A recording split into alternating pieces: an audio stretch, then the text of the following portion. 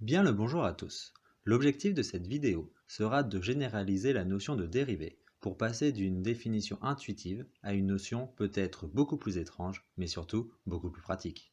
Soit f, une fonction affine définie par f de x est égal à ax plus b, pour déterminer la pente a, nous pouvons écrire la fonction f en deux points distincts x et y, ce qui donne f de x est égal à ax plus b et f de y est égal à ay plus b.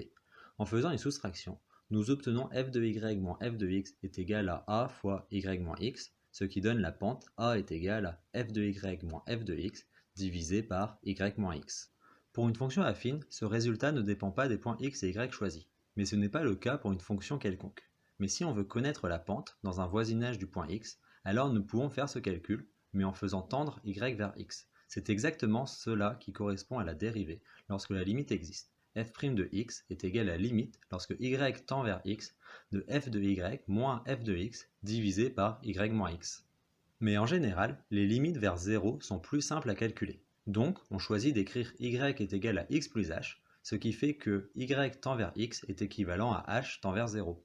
Avec cette nouvelle écriture, nous retrouvons la formule classique de la dérivée. F' de x est égal à limite lorsque h tend vers 0 de f de x plus h moins f de x, le tout divisé par h. Pour pouvoir généraliser, il va falloir réécrire la définition d'une dérivée de manière équivalente en faisant passer la dérivée dans la limite, ce qui donne limite lorsque h tend vers 0 de f de x plus h moins f de x moins f' de x fois h, le tout divisé par h, est égal à 0. Or, en mathématiques, on note petit o de h à la puissance n, la classe des fonctions g, telle que limite lorsque h tend vers 0 de g de h divisé par h à la puissance n est égal à 0. Plus n est grand, plus cette classe de fonctions correspond à des fonctions qui tendent rapidement vers 0. Avec notre dernière écriture de la dérivée, nous voyons que f de x plus h moins f de x moins f' de x fois h est égal à petit o de h. Nous définissons la différentielle de la fonction f en x comme une fonction linéaire continue notée df de x allant de R dans R, où f de x plus h est égal à f de x plus df de x de h plus petit o de h. Nous avons dans notre cas df de x de h est égal à f' de x fois h. Au lieu de généraliser la définition de dérivée, nous généraliserons la notion de différentiel. Lors de l'épisode précédent, nous avons défini les limites sur des espaces topologiques. Il semble donc qu'il suffit d'utiliser la notion d'une limite sur un espace topologique pour la généraliser. Cependant, il est nécessaire de pouvoir faire une addition, aussi bien dans l'espace de départ que dans l'espace d'arrivée. Donc, nous avons besoin d'un minimum de structure. Par conséquent, nous ne pourrons pas généraliser les dérivées sur un espace topologique, mais nous pourrons aller jusqu'aux espaces vectoriels normés, ce qui demande quelques définitions. Un corps est un ensemble noté K muni de deux opérations internes, la première notée plus et la deuxième notée fois, respectant les propriétés suivantes. Pour tout A, B et C dans K, A plus B plus C est égal à A plus B plus C, A plus B est égal à B plus A, il existe un élément noté 0 tel que A plus 0 est égal à A, et il existe un élément noté moins A tel que A plus moins A est égal à 0, A fois B fois C est égal à A fois B fois C. Il existe un élément dans K noté 1 tel que A fois 1 est égal à 1 fois A est égal à A. A fois B plus C est égal à A fois B plus A fois C. Si A est différent de 0, il existe un élément A moins 1 tel que A fois A moins 1 est égal à A moins 1 fois A qui est égal à 1. C'est une généralisation des ensembles de nombres munis de deux opérations. Aussi bien les rationnels, les réels et les complexes sont des corps avec les opérations usuelles. Mais les entiers relatifs ne forment pas un corps car les éléments n'admettent pas d'inverse. Un espace vectoriel sur un corps K est un ensemble noté E muni d'une opération interne notée plus et d'une opération externe notée fois. Les notations des opérations sont les mêmes, bien que ce ne soient pas les mêmes objets mathématiques. Pour tout x, y et z dans E, pour tout a et b dans K, x plus y plus z est égal à x plus y plus z, x plus y est égal à y plus x, il existe un élément de E noté 0 tel que x plus 0 est égal à x, il existe un élément moins x tel que x plus moins x est égal à 0, 1 fois x est égal à x, a fois b fois x est égal à a fois b fois x, a fois x plus y est égal à a fois x plus a fois y, et a plus b fois x est égal à a fois x plus b fois x. C'est une généralisation des espaces de vecteurs comme un plan. Nous avons vu que pour une différentielle de R dans R, il faut définir une fonction linéaire. Nous allons donc en définir la linéarité entre espaces vectoriels. F est linéaire si f de a fois x plus y est égal à a fois f de x plus f de y. C'est une généralisation des fonctions linéaires réelles.